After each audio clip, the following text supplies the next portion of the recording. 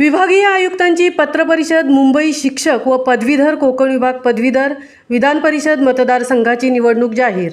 भारत निवडणूक आयोगाने महाराष्ट्र विधान परिषदेच्या मुंबई शिक्षक, मुंबई पदवीधर आणि कोकण विभाग पदवीधर विधान परिषद मतदारसंघाची निवडणूक जाहीर केली आहे।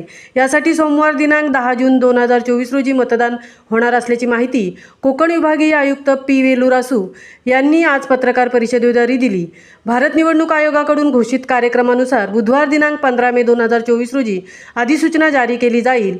या निवडणुकीसाठी बुधवार दिनांक 22 मे 2024 रोजी दुपारी 3 वाजेपर्यंत उमेदवारांना नामनिर्देशन पत्रे सादर करता येतील।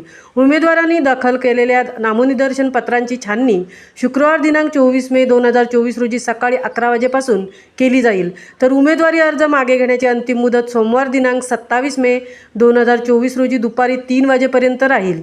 सोमवार दिनांक 10 जून 2024 रोजी सकाळी 8 ते सायंकाळी 4 या वेळेत मतदारसंघांकरता मतदान होईल।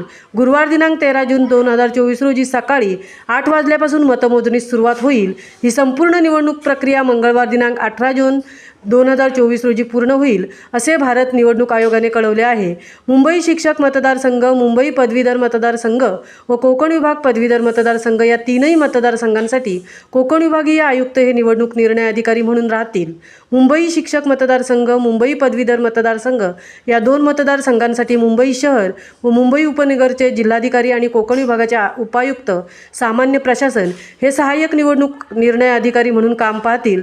तसेच कोकण विभाग पदवीधर मतदारसंघांकरता ठाणे, पालघर, रायगड, रत्नागिरी, सिंधुदुर्गचे जिल्हाधिकारी व कोकण विभागाचे उपायुक्त सामान्य प्रशासन हे सहाय्यक निवडणूक निर्णय अधिकारी म्हणून काम पाहतील, अशी माहिती आयुक्त पी वेलुरासू यांनी यावेळी दिली।